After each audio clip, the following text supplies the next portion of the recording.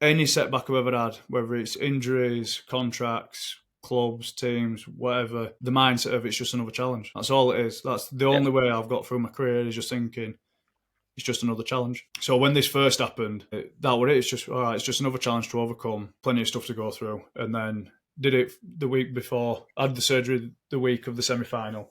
Boys ended up winning, obviously absolutely elated. I'm jumping up and down in the stands. Ran down to reception. They won't let me through the doors because I didn't have a pass or whatever. I can't remember, something like that I couldn't get through. Don't see a football ground. I've ran, hobbled back upstairs on my crutches. Gone back to the stands, my dad's like, what you still... So, welcome to the comeback circuit. We've got Ben Crooks with us here today, the current captain of the Halifax Panthers. He's got over 260 professional appearances under his belt.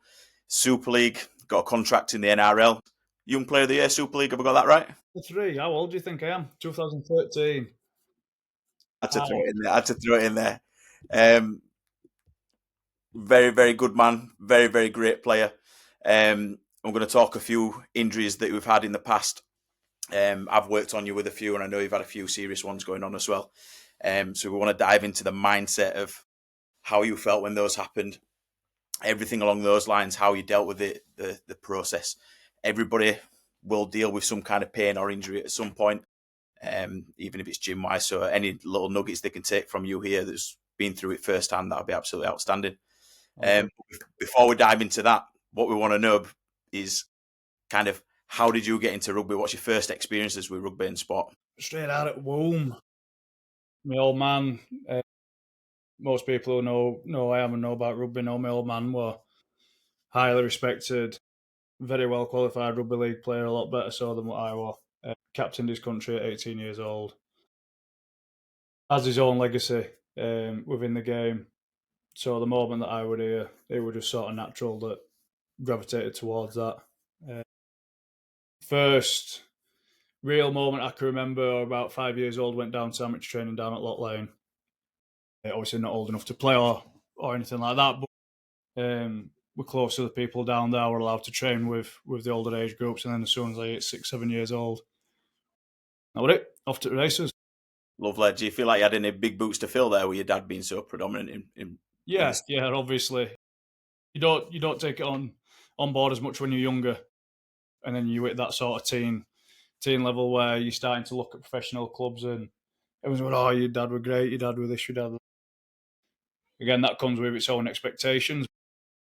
I had to learn pretty quickly that you can't carry it with you, and if you are, you're going to need broad shoulders.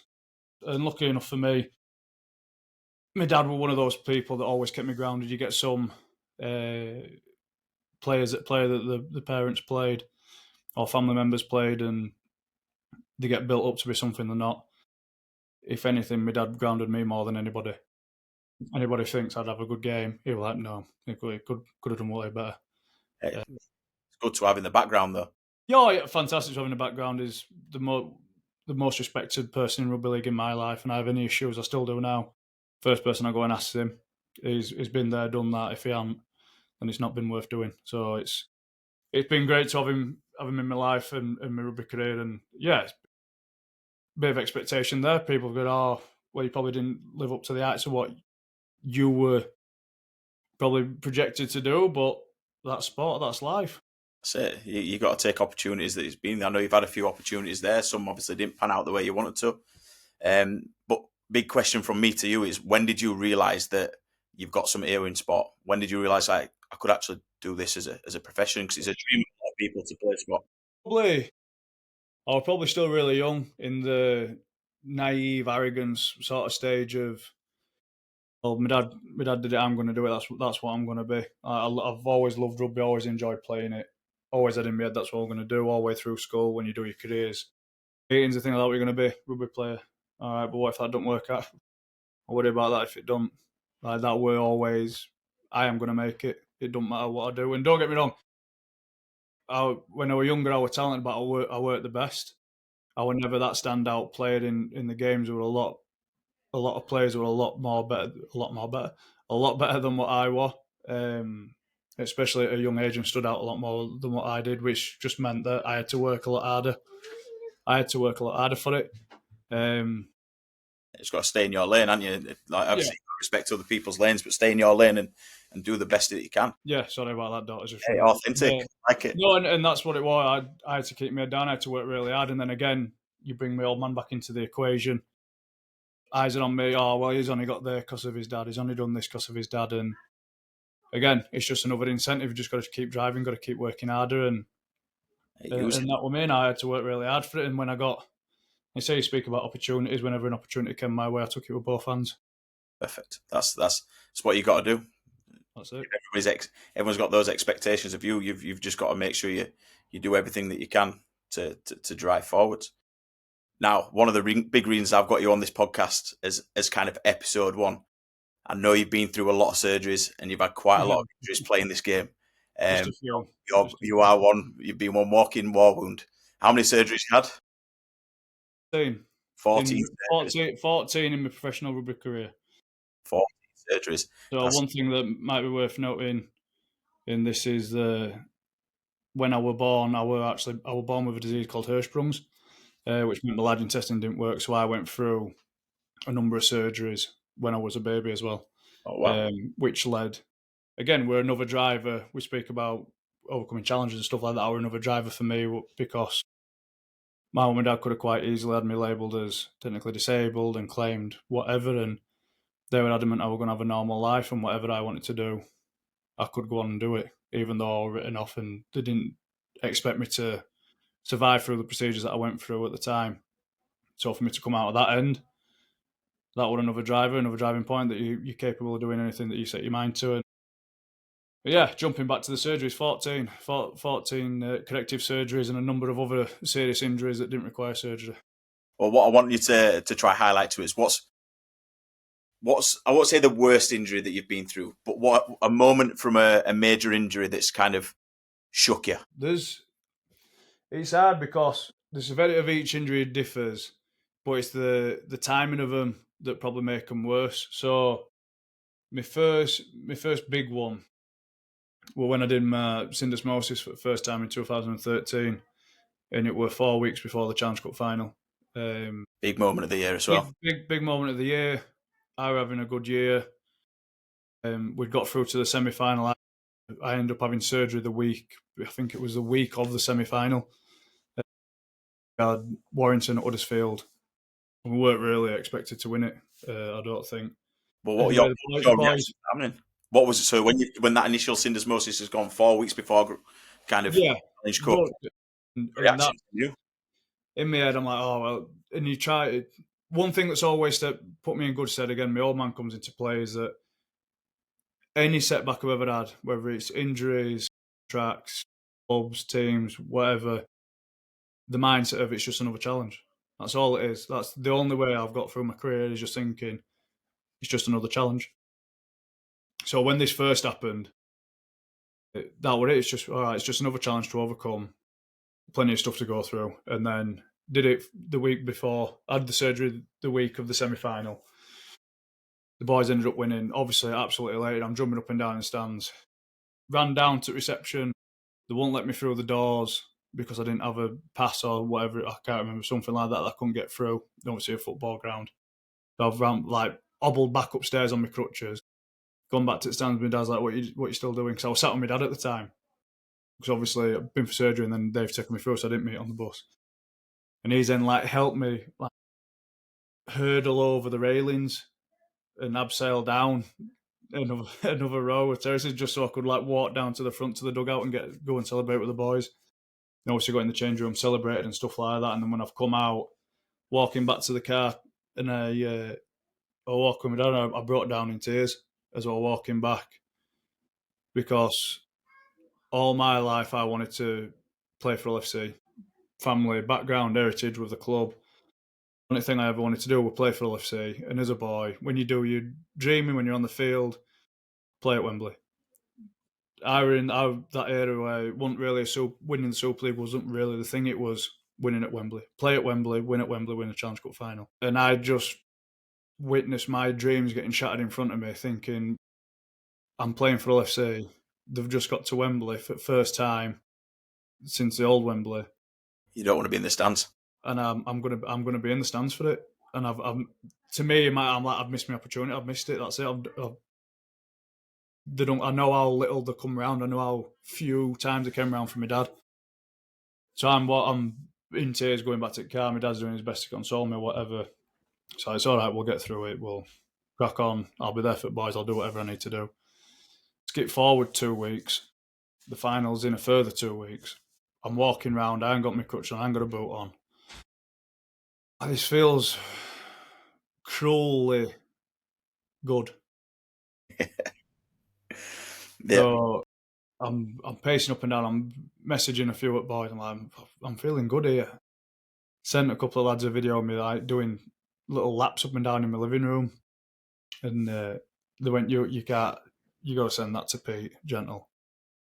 So I bottled it. I sent it to conditioner first. I screened like video of me going up and down, running up and down my living room. Got to train, and anyway, he was like pissing himself, telling me to take it steady. I'll end up getting injured again, making it worse. That week, I'd rolled into training. I'd gone to the physio. I said, I want you to fully test my ankle, and he's mobbing me. He says, "It's going to kill you." I said, "I'm telling you now, just do what you need to do." Sat there, straight face, he's going through all these different methods and stuff, and he's like pulling her face. I went, "Mate, I'm telling you, it feels absolutely fine." I said, "Put me through a running test." And you know what I'm like. If I say that, I'm good. You've had me first hand.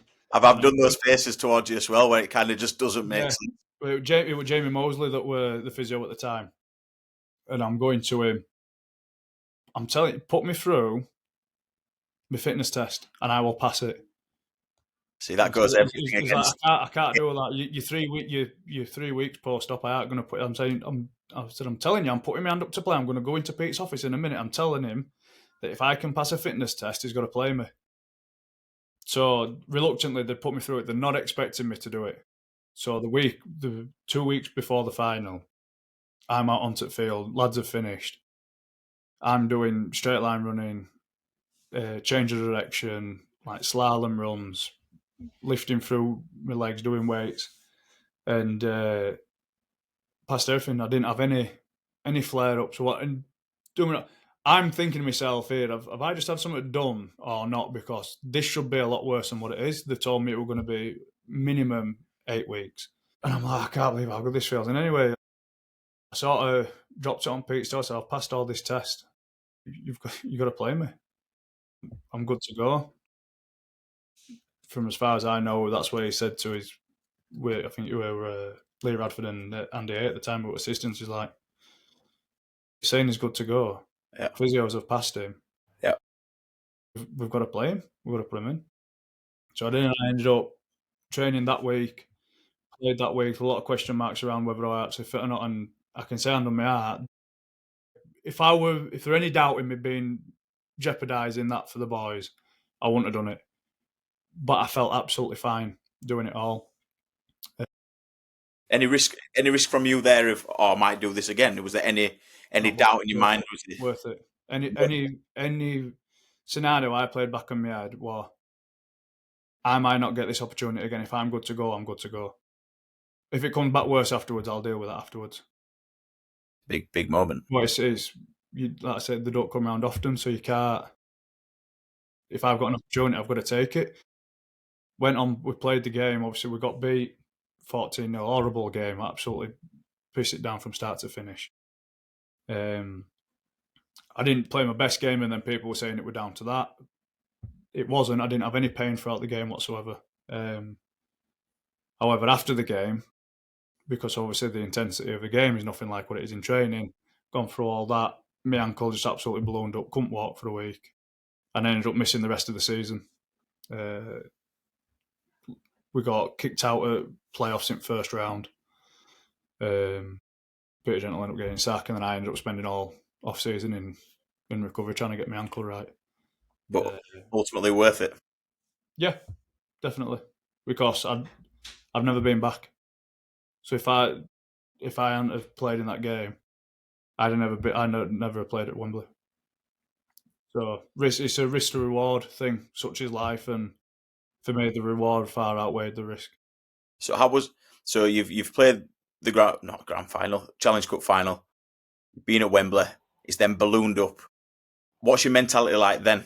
So when everything's kind of gone to shit again, ankles swollen up, have I done this again potentially? Yeah, and What's the mentality like there? it's this is where the severity of each injury comes into it. So again, I can say it now because I'm experienced with the amount of injuries that I've had. Cinders to me isn't a massive. Back in the day, it were a highly sprained ankle. It's only up until last 10 years that people have actually started doing surgery on them to get them back sharpish rather than missing out a couple of months of rehab. So worst case in that scenario, it's just an extra lot of rehab. There's nothing too critical there that could have gone wrong. You're more of a mental state of, well, you've done it, played a game, you haven't played your best game. They're going to keep coming at you saying it's because you rushed it and did this. I had, we had the surgeon on the phone kicking off because he would have another club saying to her, well, you've said to us that it was 6 to 8 weeks. He's playing after 3. Like, what's cracking? Because I've told him that he can't do it.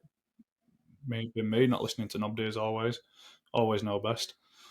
It's that sort of mentality. Is if you're going to make this sort of decision, you've got to be willing to deal with the consequences. You've got to be willing to deal with the people coming at you, not so much attacking you, but coming at with questions as why did you do this? Was it the best thing? And if you can say comfortably, yeah, it was my choice, my decision. I knew the risk. It were worth it. I'll deal with the consequences. And if you're man enough to take the consequences afterwards, then that's just the way of the world, isn't it? Sounds very much from your point of view there that it was worth it. Yeah, always. How long were you in rehab after that? So once it's ballooned up, how long was the stint?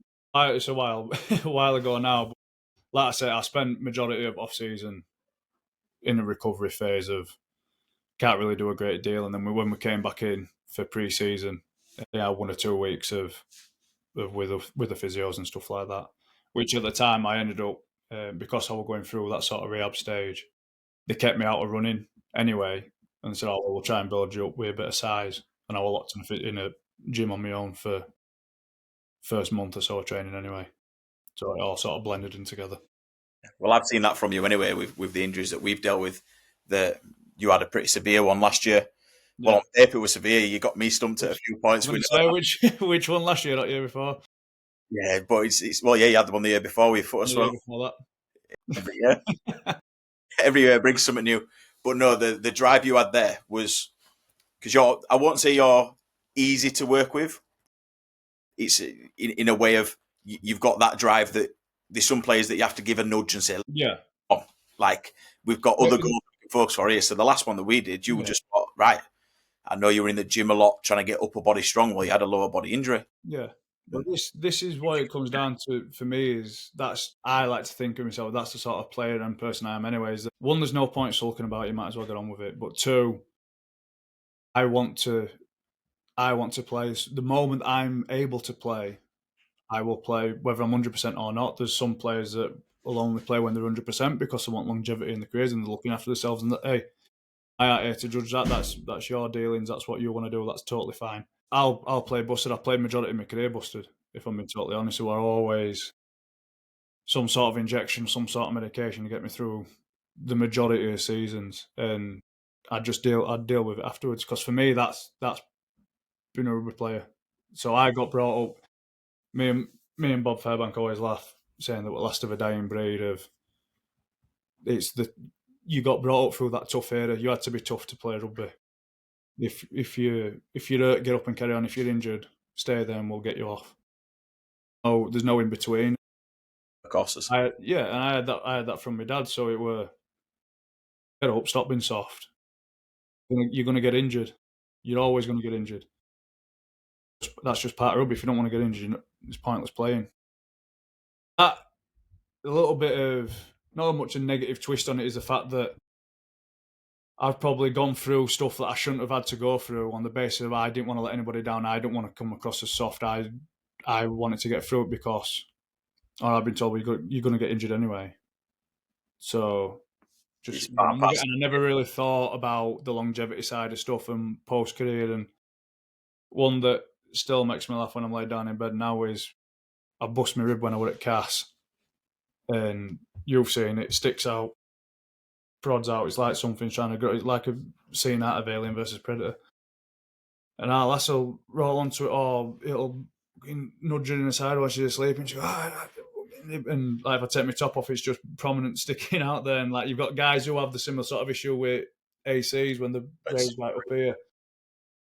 I don't like looking at that sticking out my body, but that was something where I broke my rib, knacking my cartilage. I just jabbed it and played it the week after, and played last 5-6 games a year.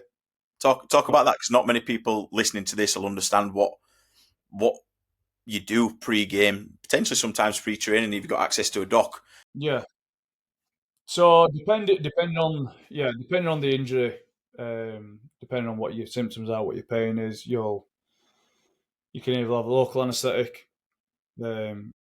if it's more of a impact area, just to try and dull that pain down. So you are going to get it hit. If you can dull that pain and dull them sensors down a little bit to get you through the game, that's one of them. And then I'm hoping I'm going to say this right because I don't want to sound thick, but for 2 of the seasons when I was at KR, I had massive issues with my knee. And obviously, you can't really local inject your knee.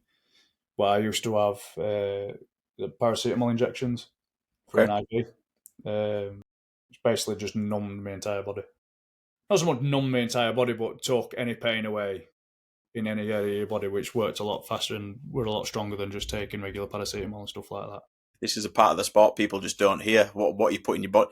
If you said to the normal person on the street to go do your job, you've got to have this pain-killing injection, most people just think you're crazy. Yeah, well, that's another conversation of its own. Is have anybody ever asked me what's it like to be rubbed? I say you've got to have something wrong with you. Yeah, Deep down, psychologically, somewhere along the lines, you've got something wrong with you, because who in the right mind would want to go for 30 weeks of a year trying to hurt somebody while they're trying to hurt you, knowing that you're going to get hurt yourself? Yeah. You do get hurt, you sort yourself out and you do it again the week after. That's it. I think I said it where might have been to Noff. I was speaking to about kind of mindset with sport and things like that. And growing up, I wanted to play rugby league. I wasn't good enough. Like, I'll openly admit that I'm not one of those nearly made it. I was not good enough. Therefore, I stopped. Cricket, not so bad. Yeah. But I always thought, professional athletes, they've got it made. All they do is train, they play, must be class. Then obviously I've done my degree and I've come into the sport and gone, yeah, I don't think many people listening to this would actually understand that if they were put in the situation that you players are put in, would last a week. No, and that's it's not even games. It's not even from a personal standpoint, like the sacrifices that your family's got to make around you. So I've been very fortunate that Beth stuck with me through everything with rugby, through every injury. I've had both my shoulders, and I had my labrum done on my left, and I had my rotator cuff and my labrum done on my right. A couple of years after that, I had my elbow done. Upper body's fully out of action for at least 3 or 4 years in off season for at least 4 weeks minimum. We've got 2 girls. At the time, Aurora were just turning 2, I think. We just had Primrose. The following year, I had the other shoulder done. So 3 and 2, 2 and 1. Then I had my elbow done. And then 4 and 5, maybe a little bit younger. I can't even remember the dates now. Dealing with them, telling my kids I can't pick them up, I can't carry them, I can't help Beth when they were babies, changing them. Oh yeah, but it's only for 3 or 4 weeks. It doesn't matter. You try telling someone they've got to do that on their own for 3 or 4 weeks. You can't drive, you can't do this, you can't pick them up, you can't, when they're crying, you can't move them. They're going to be climbing up and down. It's that sort of stuff that people don't realise. They're the sacrifices, especially when you get injuries. It's the sacrifices that other people make around you to be able to make it work. They're the dark times. Yeah. But if you've got a good network around you, they don't have to be so dark. And that's how I've been able to get through it so well, is with the amount of injuries I've had a great network around me, whether it's medical staff like yourself, family like Beth, friends and other players and teammates willing to come pick me up from my house to take me training and things like that. You've got a good network around you, you can get through most things. Perfect. I didn't even think it from that point of view, the family point. It's tough. Yeah, it's horrible. You're now. You're not Super League now. You're at Halifax, and you're still PTing. Yeah, PTing. So you're having to work all day and put your body on the line. Would you say there's a lot more risk now than when you were playing Super League. Yeah, 100%. 100%. And it fries my head, especially this year coming up. It's the earliest I've ever started playing. The season starts in January for Champ Lads. The grand final for the championship is after the Super League grand final. So not only do we not get paid anywhere near Super League level, Yeah. we've got to still you still technically train just as much. It's just on an evening rather than through the day. Nuts. For the higher end teams that want to achieve a lot more, and then you're still taking the same amount of time out your year. We're sacrificing time, so I can't just go and book an holiday to Spain or whatever in April, May, and take girls away for summer. Cause we're bound by the fixtures. So you still have the same amount of sacrificing time, and then on top of that, you've got to go to work and fatigue yourself even more. This is it. And then put the risk on if you get injured, you can't go to work, which happened when I did my foot. When I was a poster. Broke my foot. One-legged poster. One-legged poster, wasn't allowed into work while I was wearing a boot, so I had to go on sick. I was still within my first year, so I only got stat sick pay. Nuts. Like £100 a month or something. And there were a lot of complications with that foot as well, weren't there? Oh, just a few. That would probably be most, when you talk about severity and worst injuries, that would probably up there with the worst. Just around the bit of the care that I got around it, the scenario that I was in, the situation that it was my first full year of working and playing. Yeah. Having a child, deal with that. It'd been the longest injury that I've had. I did it back in February. Didn't come back and play until July, August time, I think it was. Yeah, there were a lot of things that went into that one that made it tough. And still struggle with this one now. And I got told from the specialist I'll forever struggle with this one because of the severity of the damage that I did. Yeah. About staying on top of it, keeping it moving. Yeah, and that's it. But it's like, now it's getting cold. He said I'd probably have arthritis in 5 to 10 years because of the severity of it. So when it gets cold, you're going to end up aching. It's going to end up hurting a lot faster. Perfect time to have pre-season. When it's cold, when it's dark, when it's wet. Yeah, but again, they're the sacrifices and the risk to rewards that you're willing to go to. Which, like I said, a lot of people won't. They won't last a week in that. I've seen how hard you boys work through some stuff that you work through. But yeah, perfect. Love that. I love the story. Love the mentality. We're gonna a few quick fire stuff for you now. Go on then. So, keep it a little bit light-hearted. We've gone through this. I'll try my best. I panic when I get. Yeah, lovely. Right, so quick answers only. What is your pre-game ritual, Ben Crooks? Pre-game ritual. I ain't got one. Not got one? Never had one. Just as long as I'm relaxed and flying. You've seen me what I'm like in changing rooms. I'm last one to get ready. Confused all. Is he playing today? Is he dropped? Normal kit. Yeah, exactly. You don't get this where guys have a specific meal before games and stuff. Just get on with it. It's just another game, innit? Lovely. Love that. Favourite motivational quote? I don't really believe in them, to be fair. That's the answer. I'll tell you what. There's one that I've just come across actually that I really like, and it sounds worse on the fact that I heard it from Eddie Hearn.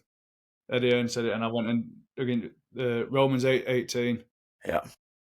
He said, "I consider that our present sufferings are not worth comparing with the glory that will be revealed to us." Basically, the pain that you're going through now is nothing compared to the glory which you're going to receive. This is it.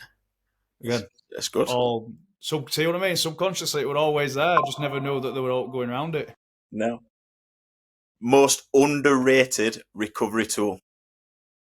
Underrated. So again, people listening to this, yeah. There's obviously people are going to go, this is the best for recovery. This is this. What's the most underrated one for you? Decent physio. Decent physio goes a long way. What do you class as a decent physio? Because I know plenty of people that are decent physios, but haven't potentially got on with certain clubs. Yeah, What makes a physio for you? I'll put someone like you up there in my top bracket that I've had, and I've said that to you openly, and I'm not just saying it because it's on podcast. My two best physios, two favourite physios were you and Dan Ramsden, on the basis that you knew me on a personal level, you trusted me on a personal level, but at the same time, you always knew that you knew best. Yep. Regardless of what I could tell you that I were good to go, and if you thought, you know what, I've got to trust him here, and that's a big thing, is the trust, being able to trust your physio. We had that So conversation the first day he landed from Keighley. yeah, exactly. And I were up front with you, and you were up front with me, and I had that same relationship with Dan, where we can keep stuff away from other people, but if it comes back and bites you on ass, it's on me, because I've put you out of that box. But at the same time, if I were way past it and I were getting a little bit carried away, you'd tell me. And because I had that trust in you, I'd listen to you. I've had physios in the past, and you know, a couple of them I just didn't trust them at all. Probably from either something that they've told me, whether it might have been small, Yeah. but it just didn't add up. So straight away, that trust is broken. I'm like, well, I've been through this. I've probably been through it a little bit more than what you have, so I'm not going to listen to you. I'm going to do my own thing, and I'll go outsource someone. It's And honesty. that's not a good relationship to have with anyone that you're trying to work with. Well, I appreciate you saying that, but it's honesty at the end of the day. Like I mentioned there, I remember the first conversation I had with you. I know you've been through stuff with the previous club that you were at, where you've been stopped from playing and things like that. I'm always open and honest. I know the body. I know the body better than you, but you know your body better than flipping anyone. So I can, like, say with your Cinders most that you mentioned about, we can go off every little bit of paperwork, every bit of research that it's going to be around 8 weeks, and you shouldn't be doing what you're doing then. If it's all down to feels pretty good. Can you do your job? Yes, I can do my job. Perfect. Is there anything that can help you to do your job then? It's easy to pull a player from sport.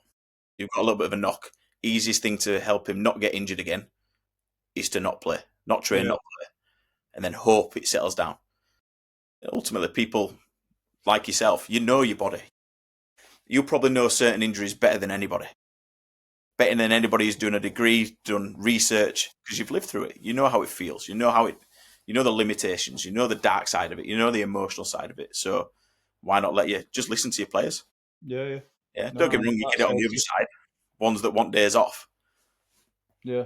But again, probably the short-routed answer to your original question of what's the most underrated tool is probably trust.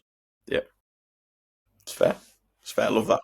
Right, last question then. Best bit of advice you can give to someone struggling with an injury right now? It's just another challenge. It's just another challenge. Like I said it at the start of this. I've got through my entire career on that one quote that my old man gave me. Whether it were injuries, coaches that didn't like me, getting dropped, moving clubs, getting uprooted somewhere, having a load of backlash online or in press or whatever. Just another challenge. Perfect. Wear it, own it, crack on with it. This is it. Get through the challenge. And there'll be another one after that as well, more than likely. There is. Never stops. Right, let's wrap this up then. So, where can the listeners here follow Ben Crooks? Instagram, TikTok? We have Instagram, we have TikTok, we are flying. I see, mate, we're flying. Crooksy Lad on TikTok, and I never even remember what my Instagram handle is. Crooksy Lad on Instagram as well, all the same. Keep the same. I'll put links below, so if people want to follow Crooksy, because I know you've got... have you still got your community going? Yeah, still got that going. The Working Men's Club. Perfect. Only a small little group at the moment, but a couple of good boys in there. This is it. PT as well. Are you in person or are you online? Yeah, we're in person. We're online. If you wanted to get it in person, you got to go through the gym that I work at. If you want it online, just hit me up in a DM. We can get that going. To be fair, that's a valuable tool for anybody wanting a PT. I know a lot of PTs that don't have the injury background and experience. When you're in the gym, there's a high chance you are going to get injured, and how you adapt from that and get through it to make sure you continue being in the gym instead of stopping. You got it wrapped up in one there, haven't you? Try my best. This is it. Well, yeah, thank you very much, Mr. Ben Crooks. All good. Cheers, my mate. Right, no worries. Cheers, Ben.